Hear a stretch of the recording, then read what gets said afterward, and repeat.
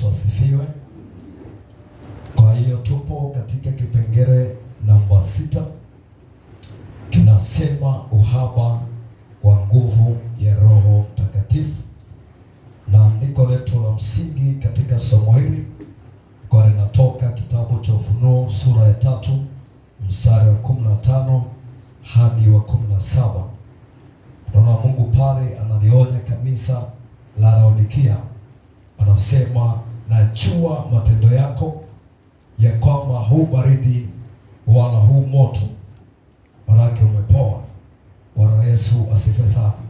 Kwa hiyo Mungu anataka tuwe moto kwa sababu yeye mwenyewe ni moto. Anataka anapowasha moto ndani yako, ule moto usipoe. Bwana Yesu asifiwe. Na hilo jukumu ni la kwako.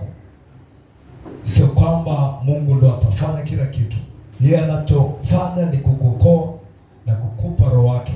Kinachofuata baada hapo ni juhudi zako binafsi ambazo zitakusaidia usirudi nyuma wala usipoe. Haleluya. Tutasoma kitabu kile, kitabu cha Matendo ya Mitume, Matendo ya Mitume sura ya 1 mstari wa 8.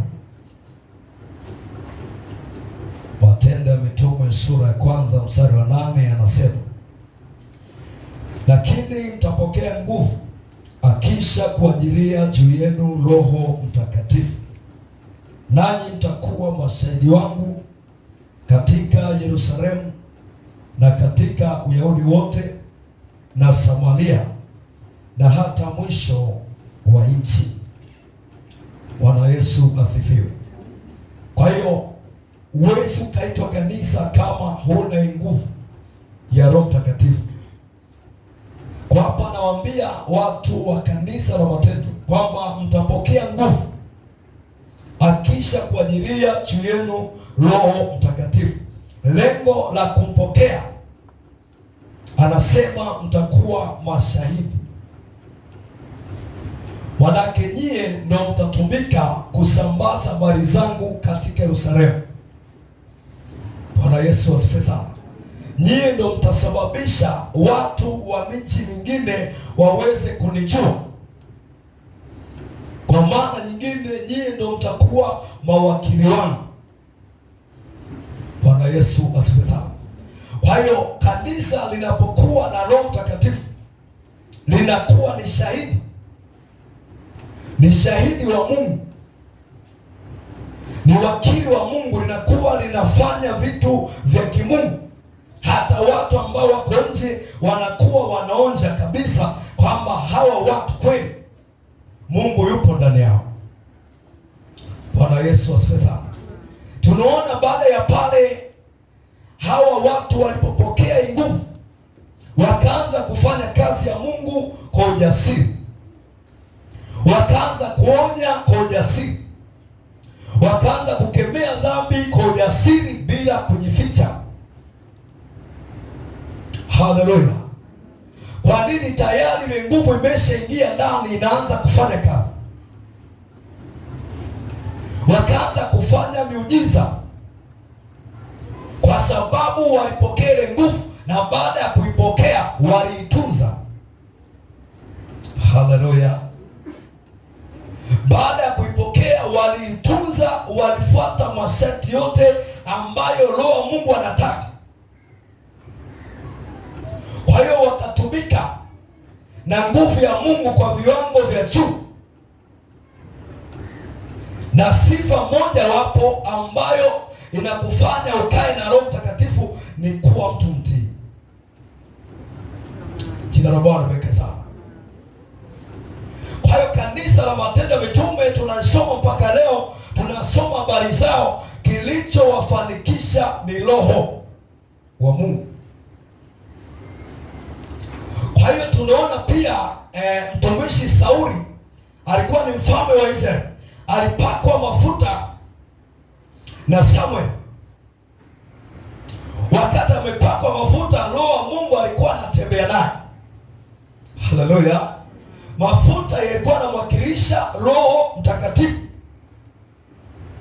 Kwa hiyo alipopakwa mafuta kwamba awe mfalme wa Israeli, Roho wa Mungu alikuwemo ndani ya Sauli. Tunaona baadaye Sauli anabadilika, anavunja masharti, anakosa utii mbele za Mungu. Alipokosa utii, Mungu akamwambia Samuel kwamba nenda kwa Yese, kule nimemwandaa mtu mwingine. Huyo Sauli hataendelea tena kutawala watu wangu. Bwana Yesu asifiwe sana. Alipotamka hilo neno, tayari nguvu ya Mungu ikahamia kwa Daudi.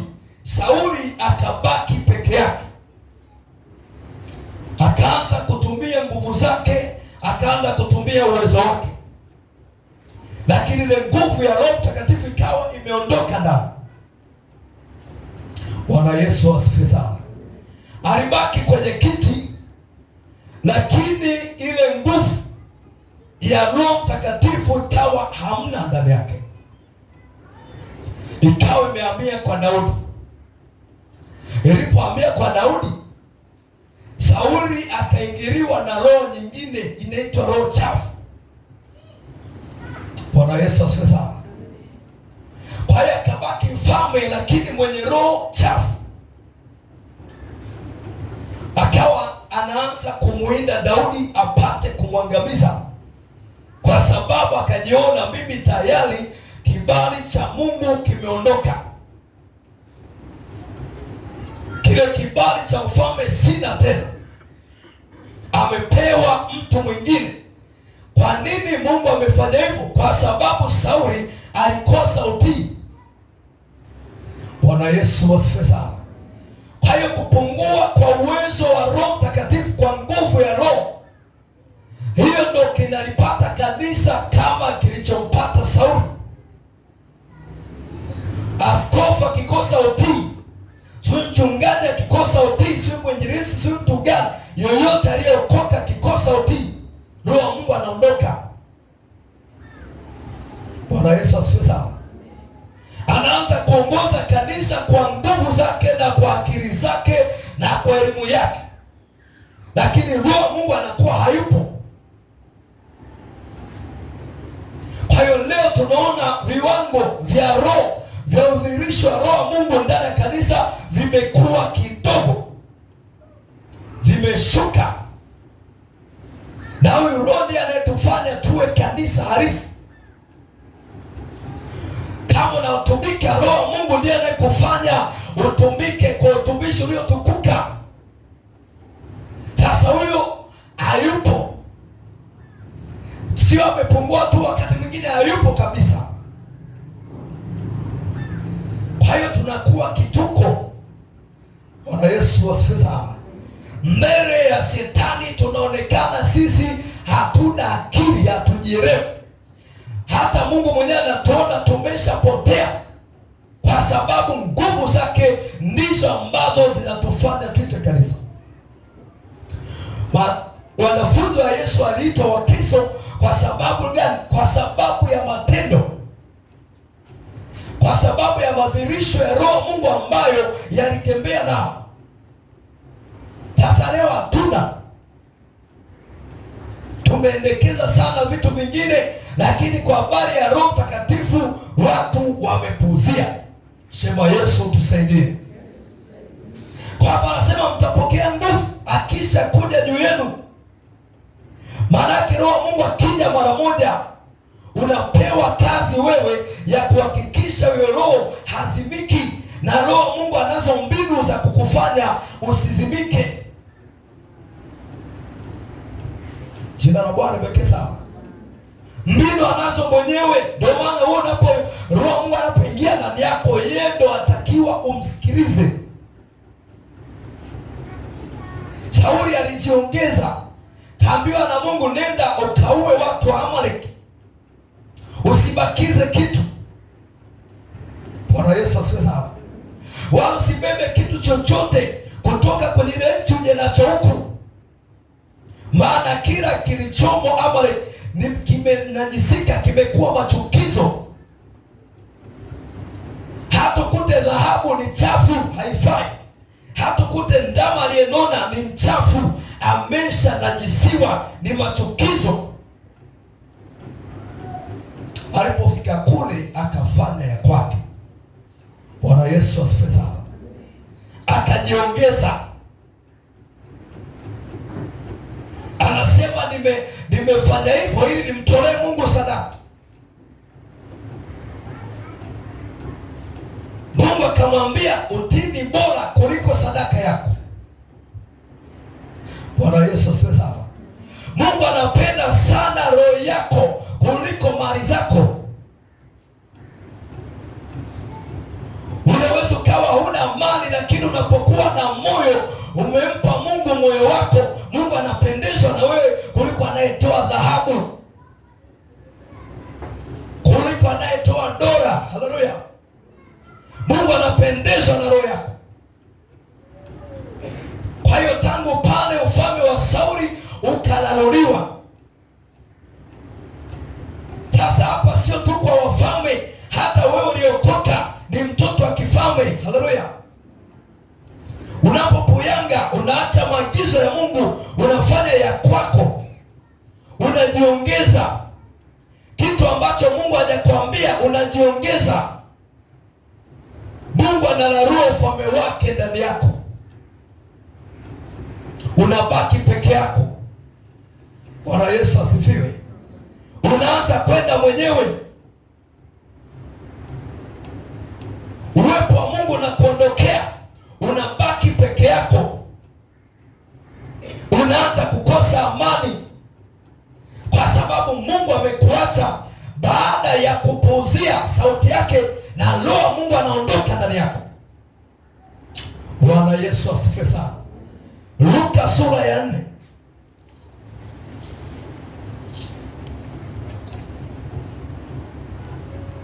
mstari wa kwanza.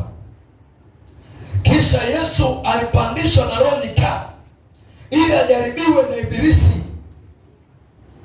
Akafunga siku 40 mchana na usiku, mwisho akaona njaa.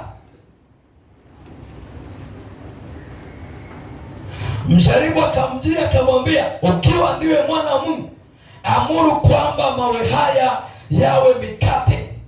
Naye akajibu akasema, imeandikwa, mtu hataishi kwa mkate tu, ila kwa kila neno litokalo katika kinywa cha Mungu. Bwana Yesu asifiwe sana. Tunaona Yesu alipandishwa na roho. Yesu aliongozwa na roho kwenda kufunga siku 40 mlimani nyikani. Aliongozwa na nani? Na roho. Bwana Yesu asifiwe sana. Sasa leo kwa sababu tumekosa roho, ndio maana tunajiongeza. Unakuta mtu anakuambia nimesemeshwa nifunge, lakini anapiga na maji. Mifungo Mungu anayojua ni mifungo ya kutokula wala kunywa. Haleluya! Bwana asifiwe sana. Unaposema nimefunga, maana yake huweki chochote mdomoni. Wengine wanafunga hadi kupiga mswaki, yaani ili tu chochote kisiguse mdomoni mwake. Bwana Yesu asifiwe sana. Sasa hapa Yesu amepandishwa na roho, anasema alikuwa hali wala hanywi mchana wala usiku ndani ya siku 40. Aliyempeleka ni roho, na kwa kuwa alipelekwa na roho, tunaona maombi yake yalikuwa na ushindi, yalikuwa na majibu. Jina la Bwana libarikiwe sana. Bwana Yesu asifiwe. Alipandishwa ili ajaribiwe. Shetani akamjiria, anakuja na yaani maongozi ya kishetani yakaja akiwa katika maongozi ya roho. Roho Mungu kamwambia akafunge na kuomba. Yesu akatii ile sauti. Hakuanza kuwaza sasa siku 40 maisha yangu yatakuwaje. Sayansi inasema siku 7 tu na kufa. Sasa hizo siku 40 na kuwaje? Hakuanza kufikiria, kwa sababu ni Roho alimpeleka. Kwa hiyo amepelekwa na Roho. Shetani na yeye akaja. Ile siku ya mwisho Yesu anamaliza, shetani anamwambia, kama wewe ni mwana wa Mungu, amuru lijiwe liwe mkate. Bwana Yesu asifiwe.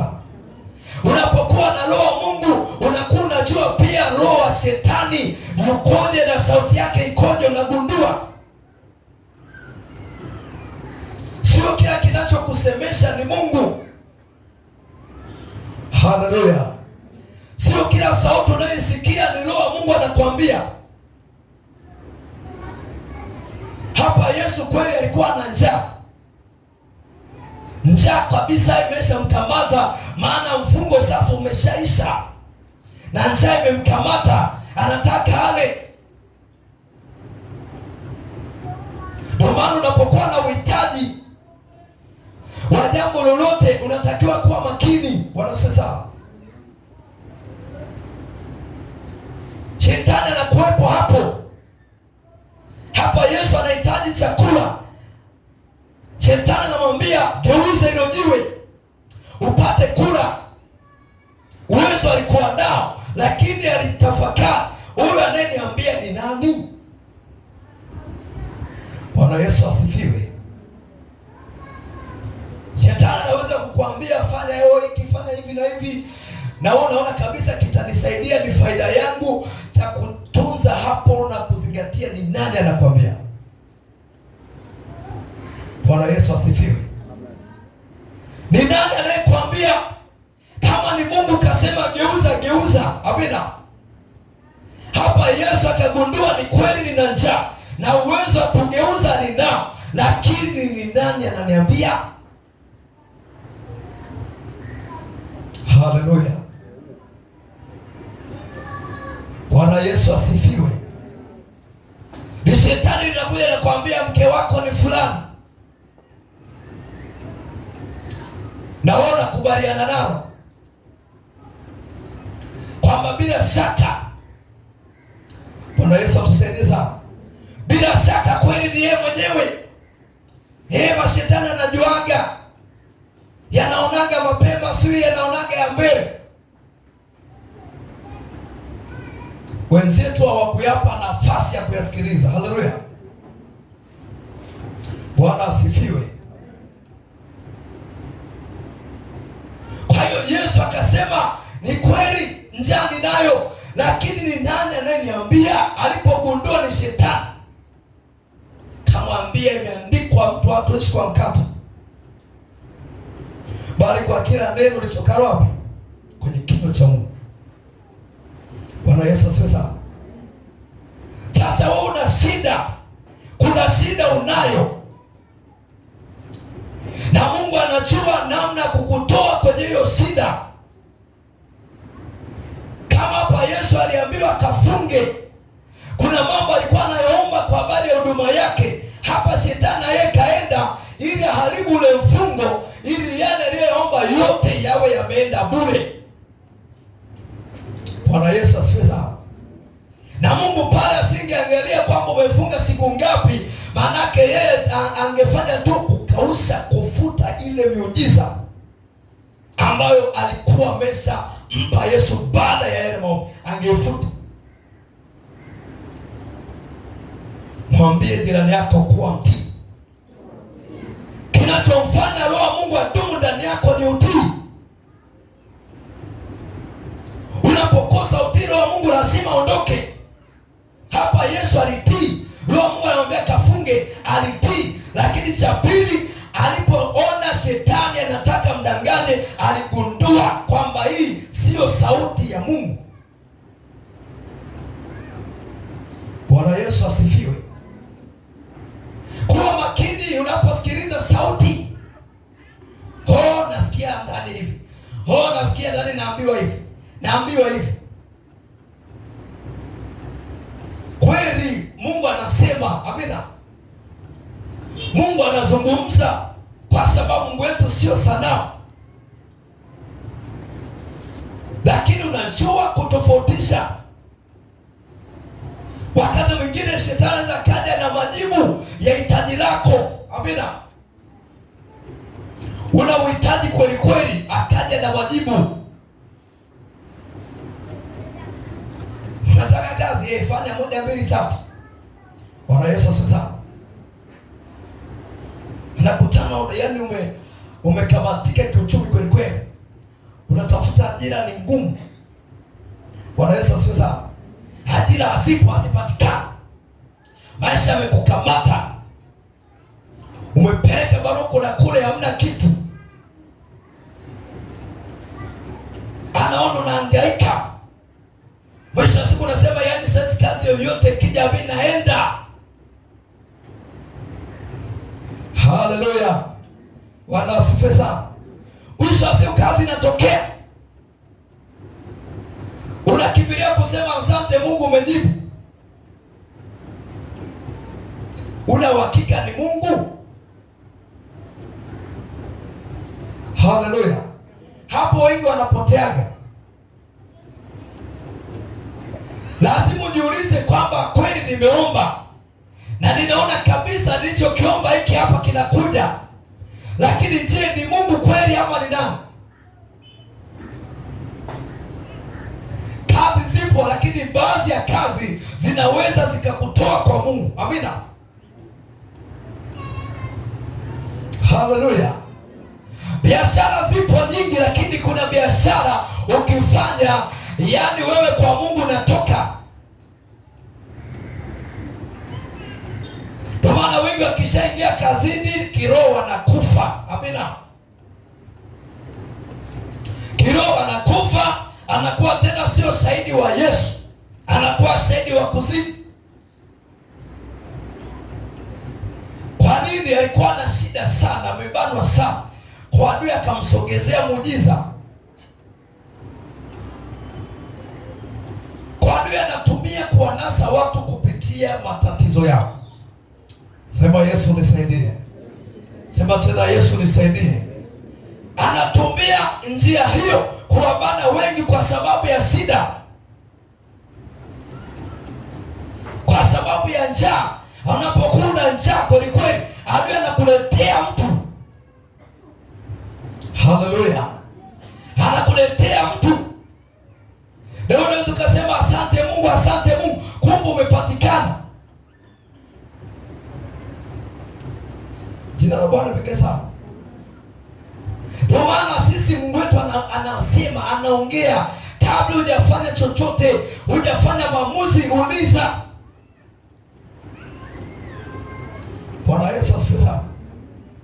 Mwangalie Gideoni. Yeye alienda mbele za Mungu kama kweli ndio Mungu umesema, na iwe hivi na hivi na hivi. Na iwe mande kote, lakini hapa pawe pakavu.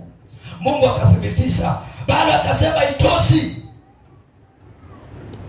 Bwana Yesu asifiwe sana. Karibia mara 3 zote anaomba uthibitisho kama kweli wewe ni Mungu, na iwe hivi na iwe hivi. Mungu akathibitisha, alipoona mpaka mara 3 zote akaamini kwamba wewe ni Mungu.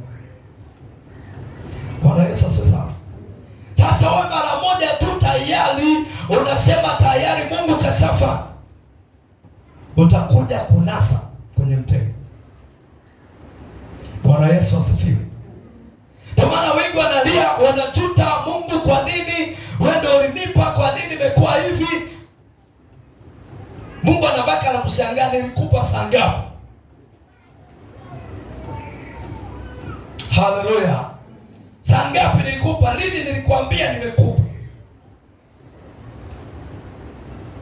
Kwa anakuacha pambana na msalaba wako. Bwana Yesu asifiwe. Kwa sababu ulijipeleka mwenyewe. Mimi sijakwambia wala sijakuthibitishia. Haleluya.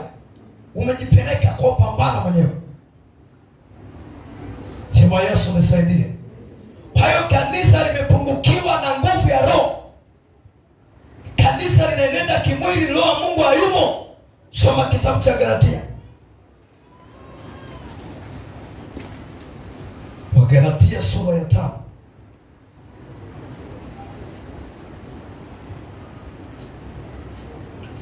Wagalatia sura ya 5.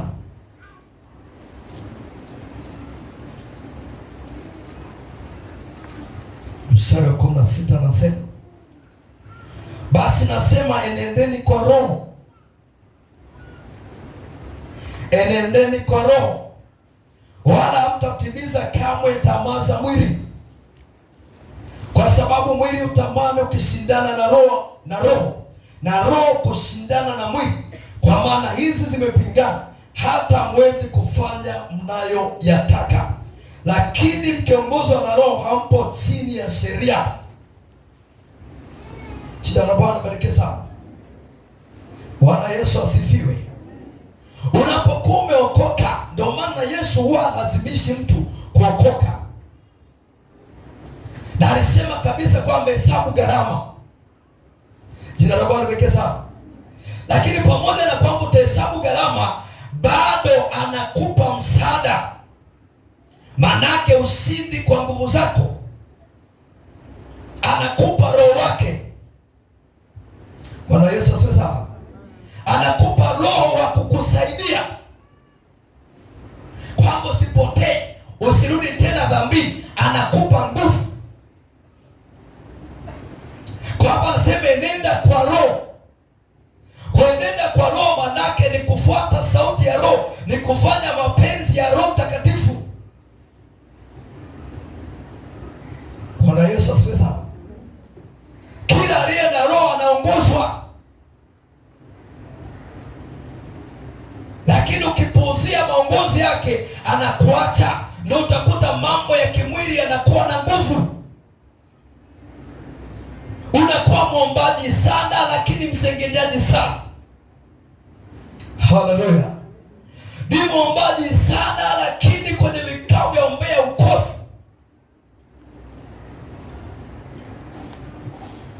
Bwana Yesu atusaidie sana. Ni mwombaji sana, lakini ni kanzizi sana, unazidi kweli kweli, lakini ni mwombaji sana, Roho wa Mungu hayumo. Anasema nenda kwa Roho, wala hutatimiza kamwe tamaa za nini? Za mwili. Haleluya.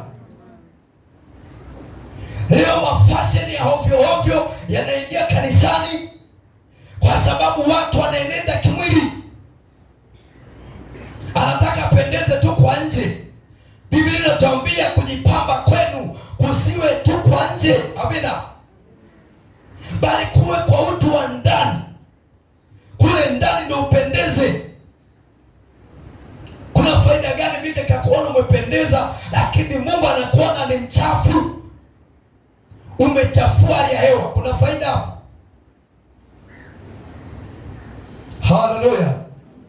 Bwana asifiwe. Kanisa lazima tuamke, amina. Unapoenenda kwa Roho, matamaa ya ajabu hamna. Si kila nguo imetoka unataka uwe nayo, kila fasi inatoka unataka uwe nayo. Hayo ni matamaa. Haleluya. Unapoenenda kwa Roho, Roho wa Mungu hawezi kukuruhusu ufanye vitu kama hivyo. Bwana Yesu asifiwe sana. Leo watu wana mifasheni ya misuko ya ovyo ovyo, wengine wanachoma manywele. Mungu amekupa nywele nyeusi, unaenda unazichoma, na kanisani anaenda na baba mchungaji anamwangalia na anampongeza, mwanangu umependeza. Huyu amekufa. Haleluya. Hana uhai umeshaondoka, amekuwa Sauli. Kwa hapo wanachofanya, ndio maana kuta wanaanza kuinua vita juu ya watumishi wengine. Baada ya Roho, baada ya mafuta kuondoka, Mungu ameyahamisha, amewapa watu wengine. Mwambie jirani yako, Mungu afirisiki. Mwambie Mungu ana watu wengi. Haleluya. Wewe cheza, Mungu anakuweka pembeni, anainua mtu mwingine. Wale watoto waliponyamazishwa wakati wanamsifu Yesu, Yesu akasema hawa wakijamaza hata mawe yatasifu. Bwana Yesu sasa, unapokuwa mzembe, unapuuzia sauti ya Mungu, Mungu anakuacha, anainua kifaa kingine. Amina. Wengi wamebaki tu na makopi, uhalisia hakuna. Mungu ashajinunulia watu, wanamtumikia kwa hiari yao wenyewe, kwa kujitoa, wanasikia furaha wanapotumika. Lakini wewe unaona mzigo. Kumtumikia Mungu ni mzigo. Ukiona unajisikia hivyo, tayari Mungu ashainua mtu mwingine. Haleluya. Bwana Yesu asifiwe. Enenda kwa Roho. Unapoenenda kwa Roho, utafanya vitu kwa Roho, kwa kuongozwa na Roho, utafanya vitu vya uhakika. Bwana Yesu asifiwe sana. Sasa hapo hivi tunapotea. Tunasikiliza akili, tunaangalia mwili unasemaje. Huwezi kufanikiwa. Na unapoenenda kwa Roho, unatamia yale maono ambayo Mungu ameweka ndani yako. Haleluya. Unapoenenda kwa Roho, unasababisha yale maono ambayo Mungu amekuwekea yatimie kwa wakati. Unakuwa ni sawa na mama kuku anayeatamia mayai yake kwa bidii, atatotoa kwa wakati. Bwana Yesu asifiwe. Matokeo atayaona kwa wakati. Lakini wewe unahama mambo ya kiroho kwa wiki unafanya mara moja, lakini wiki nzima, siku 6 unafanya mambo ya hovyo.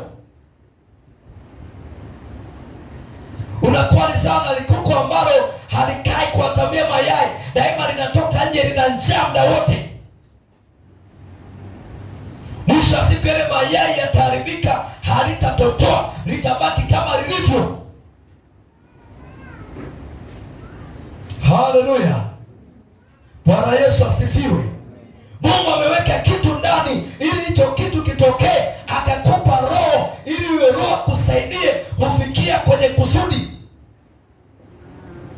Unapoenenda kwa mwili, huwezi kutimiza kusudi la Mungu. Ndio maana hapa anasema hamwezi kutimiza mapenzi ya Mungu mnapoenenda kimwili. Mapenzi ya Mungu ni nini? Ni kusudi la Mungu ambalo alikuwekea ndani yako. Haleluya. Bwana Yesu asifiwe. Hilo kusudi haliwezi kutokea kwa sababu unatembea, unafuata akili za utajikuta unakufa, unamaliza mwendo wako, kitu ambacho Mungu alikuwekea ndani akijafanya chochote. Na kumbuka, kuna siku ya hesabu, kila mmoja atatoa hesabu. Amina. Haleluya. Utasema Mungu, mimi sikujua kwamba mimi ni mwinjilisti. Atakwambia nilikupa Roho ukampoteza. Kwa nini ulimpoteza? Huyo Roho alikuwa anakupeleka huko, lakini ukampoteza kwa sababu ya uovu wako. Kwa hiyo utapewa mshahara wako sawasawa na matunda yako. Bwana asifiwe. Haleluya. Twende mbele. Fungua kitabu kile cha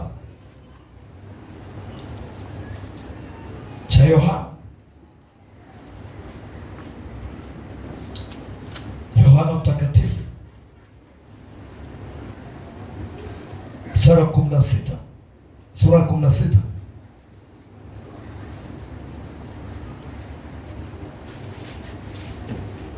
Yohana Mtakatifu 16 mstari wa 8.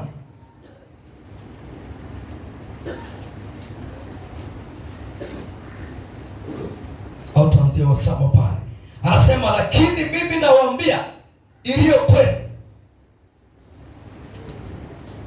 yawafaa ninyi mimi niondoke, kwa maana mimi nisipoondoka, huyo msaidizi hatakuja kwenu, bali mimi nikienda zangu nitampeleka kwenu. Naye akisha kuja, huyu atauhakikisha ulimwengu kwa habari ya dhambi na haki na hukumu. Bwana Yesu asifiwe sana. Ukiruka ukisoma 13 anasema, lakini yeye atakapokuja, huyu Roho wa kweli, hebu sema Roho wa kweli, atawaongoza watie kwenye kweli yote, kwa maana hata nena kwa shauri lake mwenyewe, lakini yote atakayosikia atayanena, na mambo yajayo atawapasha habari yake. Haleluya. Bwana Yesu asifiwe. Anaambia wanafunzi kwamba inafaa mimi niondoke, maana wakati anawaambia waliingiwa na huzuni, walizoea yeye ndo baba, yeye ndo mama, yeye ndo faraja yao. Anawaambia mimi naondoka, wakaingiwa na huzuni. Anaambia bora niondoke, ni faida yenu, maana nisipoondoka huyo Roho Mtakatifu hatoshuka kwenu. Haleluya. Lakini anaambia huyo Roho atakapokuja atauhakikisha ulimwengu kwa habari ya dhambi na haki na hukumu. Mtumishi yoyote mwenye Roho wa Mungu, haya mambo matatu lazima atembee nayo. Haleluya. Awaambie watu kwa habari ya dhambi na kwa habari ya hukumu na kwa habari ya haki. Hayo mambo matatu ndiyo ambayo Roho Mungu ameyabeba makubwa ndani ya mtu yoyote ambaye ameokoka. Huwezi ukacheka na dhambi kama una Roho wa Mungu. Haleluya. Huwezi ukacheka na dhambi kama Roho wa Mungu amekaa kweli ndani yako. Atauhakikisha ulimwengu kwa habari ya dhambi, hukumu na haki. Lazima watu wajue kwamba kuna jehanamu ya moto. Lazima watu wajue kwamba kitenda uovu, anapovunja sheria za Mungu, ataingia moto wa jehanamu. Lakini anainuka mtu kwamba hivyo ni vitisho tu, hiyo jehanamu ndani amewahi kuiona, si dini na dini, na anasema ameokoka na ni mtumishi. Huyo amekufa, limebaki lisauri lisilo na mafuta. Haleluya. Bwana Yesu asifiwe. Lakini anasema huyo Roho wa kweli atakapokuja atawatia kwenye kweli yote. Leo watu wanafumbia baadhi ya maandiko, wanasema haya yatuhusu, haya hayajamaanisha hivyo, wanayapindua pindua. Roho wa Mungu ndiye anayejua ukweli. Haleluya. Mtu akishaondokewa na Roho atahubiri pumba, atalisha watu matango mwitu, na ndicho kinachotokea leo. Bwana Yesu asifiwe. Biblia inasema mambo ya rohoni yanafasiriwa kwa jinsi ya rohoni. Hii Biblia ni ya rohoni. Haleluya. Haya maneno yaliyoandikwa humu ni ya rohoni, sio ya kimwili. Sio kama vitabu tunavyojifunzia mashuleni. Hii sio science. Bwana asifiwe sana. Hii Biblia inahitaji mtu wa rohoni, mwenye akili za rohoni. Huyu ndiye atakayejua kweli, kwa sababu Roho wa kweli yumo ndani. Kwa Yesu nisaidie. Kwa nini watu ni waongo leo? Kuna uongo matendo, kuna uongo wa maneno. Bwana Yesu asifiwe sana. Ukiwa hapo umependeza, ukiwa mtaani ovyo, ukiwa hapa mstaarabu, ukiwa nyumbani kwako na kiburi, unaheshimu watumishi wa Mungu, lakini mume wako na mdharau, mke wako na mdharau, una jeuri, lakini hapo unatuonyeshea heshima. Huo ni uongo. Haleluya. Mtu mwenye heshima ana heshima kwa wote. Haleluya. Mtu mtii ana utii kwa wote. Mtu mwenye adabu ana adabu kwa wote. Unachagua watu. Huo ni uongo. Bado hujaokoka, bado wewe upo gizani, kwa sababu Roho wa Mungu hana tabia kama hiyo. Hana ubaguzi. Haleluya. Sema Yesu nisaidie. Sema tena Yesu nisaidie. Kwa hiyo ukiwa na Roho anakutia kwenye kweli yote. Unaelewa kwamba mimi mwanamke kuvaa suruali? Hapana. Neno limesema, neno limekataza, ukweli unao, kwa sababu Roho kweli yumo ndani. Unaelewa mambo kama hayo. Kuvaa vitu bandia bandia ni chukizo mbele za Mungu. Lakini leo wako wahuni wanapindisha maneno ya Mungu, kwamba hao wanafanya wokovu uonekane mgumu. Kumbe wokovu ni mrahisi tu. Nani kakwambia mrahisi? Wokovu ni mgumu. Haleluya. Bwana asifiwe sana. Yesu anasema imetupasa kuingia katika ufalme wa Mungu kwa njia ya dhiki nyingi. Dhiki ni pamoja na kwamba mwili unatamani kile lakini unajizuia. Haleluya. Mwili unatamani anasa lakini unajizuia kwa sababu Roho wa Mungu hataki. Aliposema dhiki sio tu kupigwa mawe, kupigwa na manyundo, si kupigwa na nini, ni pamoja na kutamani kitu lakini unajizuia kwa ajili ya Mungu. Kwako inakuwa ni dhiki. Haleluya. Bwana asifiwe sana. Kwa hiyo unapokuwa na ukweli, Roho wa kweli anapokuwa ndani, anakufunulia vitu ambavyo wengine wanaona ni kawaida. Yeye anakuambia hicho sio sawa. Wenzako anaona ni staili ya maisha. Wengine wanasema ni sasa ni ulimwengu wa kisasa, lazima twende kisasa. Wewe Roho wa Mungu atakwambia huo kisasa hakuna. Mimi ni yule jana, leo na hata milele. Bwana Yesu asifiwe sana. Mungu wetu hazeeki. Ni yeye yule jana, leo na hata milele, wala hajawahi kupitwa na wakati. Hata Biblia haijawahi kupitwa na wakati. Kilichoandikwa kimeandikwa. Haleluya.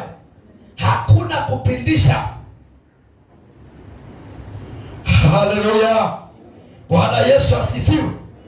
Kwa anasema lakini yeye atakapokuja, huyo Roho wa kweli, yeye atakapokuja, huyo Roho wa kweli ataongoza awatie kwenye kweli yote, kwa maana hata nena shauri lake mwenyewe, lakini yote atakayoyasikia atayanena, na mambo yajayo atawapasha habari yake.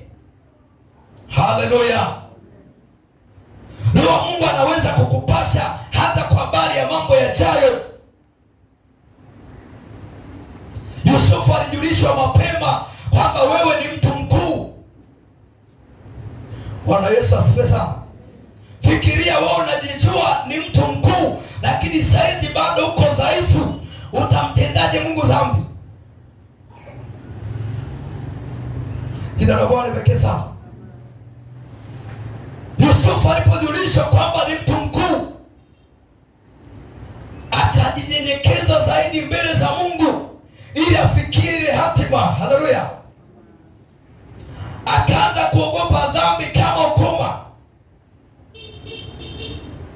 Hata shetani alipomwinua mke wa bosi wake, Yusufu alikimbia. Aliona ni bora nikimbie, maana nikifanya dhambi tayari ile hatima imekwisha. Haleluya. Bwana asifiwe. Bila sema mbeba maono hafi. Sio hafi tu, hafi kiroho. Anamaanisha kiroho utakufa. Endapo utaelewa kwamba nina maono haya Mungu ameyaweka ndani, na maono sio ya kwako, ni Mungu anayaweka kwa ajili ya kusudi lake mwenyewe. Haleluya. Bwana Yesu asifiwe. Kwa hiyo unapokuwa unatembea na Roho wa Mungu, yeye ndio anakusaidia, anakupa mbinu za kushinda dhambi, kushinda vikwazo ambavyo vitazuia usifike. Anakupa maarifa. Haleluya, jina la Bwana libarikiwe sana. Kwamba asema huyo Roho atawapasha kwa habari ya mambo yajayo. Unapokuwa umeokoka, hilo jambo ni la muhimu. Lazima ujijue wewe ni nani hapo baadaye. Watu wanajiangusha ovyo ovyo kwa sababu hawana maono. Haleluya. Mnatenda dhambi kwa sababu maono hamna. Kila aliyebeba maono anajua dhambi ndiyo inayopofusha maono, ndiyo inayoua maono, inaua jicho la Mungu sione mbele. Haleluya. Inapoteza mwelekeo, unakuwa uelewi uende wapi. Unapotenda dhambi na kupoteza, inakutoa kwenye dira. Unakuwa kama meli isiyokuwa na nahodha, haijui iende wapi.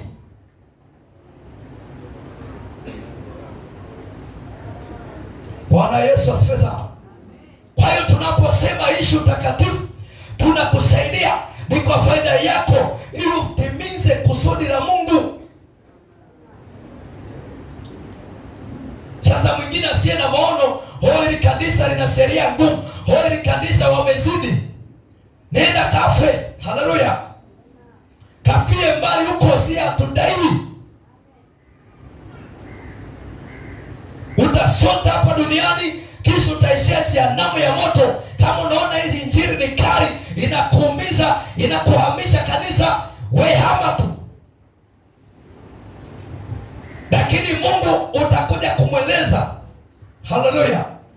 Utakuja kutoa hesabu, kwa nini ulikimbia, kwa nini ukufanya hiki. Bwana Yesu asifiwe sana. Bwana Yesu asifiwe. Kwa hiyo watu wanampuzia Roho wa Mungu, ndio maana kanisa limebaki kame, maaskofu wa kame, upako hamna, maombi hakuna, ukari hamna, ni kuchekacheka tu, kuchekacheka tu, vituko vingi. Kwa nini uwe na Roho wa Mungu ulete vituko? Umesimama kabisa madhabahuni unaleta vituko. Bwana Yesu atusaidie. Kanisa limefikia pabaya, vituko vimeingia makanisa. Unahubiri kwa vituko, nani atabadilika hapo? Unamchekesha mwenye dhambi na yeye anakenua meno, atabadilika saa ngapi? Unamfurahisha. Roho wa Mungu amepotea, tumebaki wenyewe. Sema Yesu nisaidie. Sema tena Yesu nisaidie. Kwa hiyo tunahitaji Roho wa Mungu azidi ndani ya kanisa. Atazidije? Ni pale tunapoongeza utii. Bwana Yesu asifiwe sana. Tunapoongeza utii, Roho wa Mungu anapokuongoza kwa njia ya mtumishi wake, anakuongoza wewe binafsi, anakusikizisha sauti, ifuate hiyo sauti kwa adabu. Anahubiri, anaugua, anakuonya, tii. Tunapofanya hivyo, tutadumisha hali ya Roho Mtakatifu na tutazidi kuongozwa naye. Haleluya. Roho Mungu hatembei na wakaidi, hatembei na maujito ambayo yameamua kwenda kuzimu, yameamua kwenda jehanamu ya moto. Hao watu Roho Mungu hatembeagi nao. Anatembea na waliopondeka, walionyenyekea, waliokubali wito. Simama kwa miguu yako.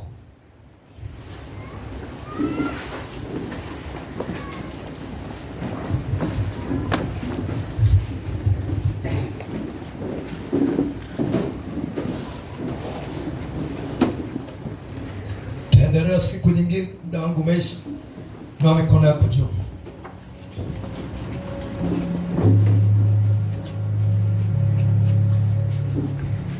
Tafakari. kile ambacho Mungu amesema na moyo wako.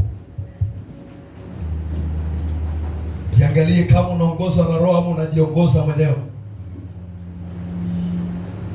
Kama unaenda kwa akili zako, Roho Mungu hayumo ndani yako.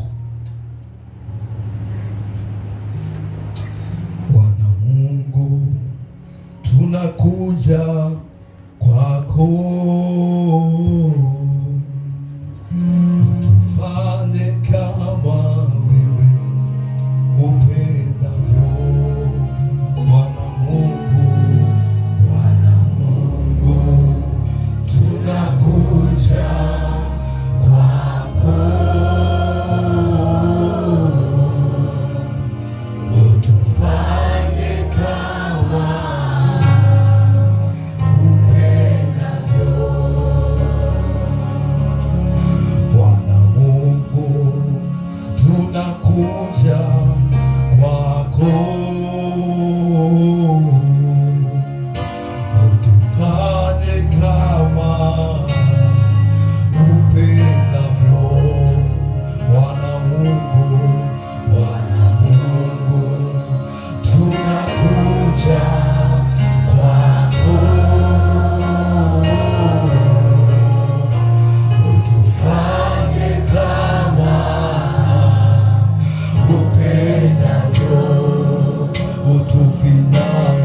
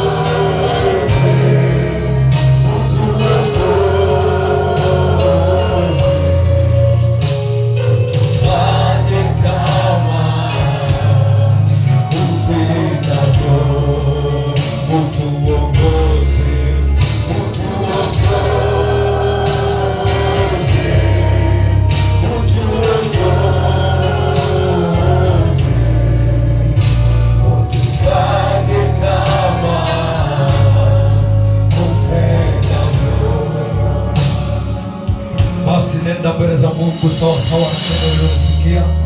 Nenda mbele za Mungu, najua cha kusema mbele za Bwana.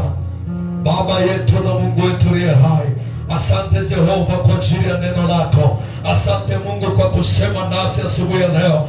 Asante kwa ajili ya sauti yako ambayo Bwana umeipaza kwa ajili yetu. Nasi Baba tumesikia neno lako. Tusaidie Mungu, tutembee na Roho wako. Tusaidie Bwana, tuongozwe na Roho wako. Maana umesema enendeni kwa Roho, wala mtatimiza kamwe tamaa za mwili. Tusaidie Roho Mtakatifu. Wewe Yesu uliongozwa na Roho, ndio maana ulitimiza mapenzi ya Mungu, ndio maana ulitimiza lile agano. Katika jina la Yesu tunakuomba Jehova nisi, nisaidie kanisa lako, nisaidie watoto wako, nisaidie kanisa la Tanzania, wasaidie watumishi wako, wasaidie maaskofu wetu, wasaidie wachungaji wetu. Nguvu ya Roho wako itembee nawe Bwana, katika jina la Yesu.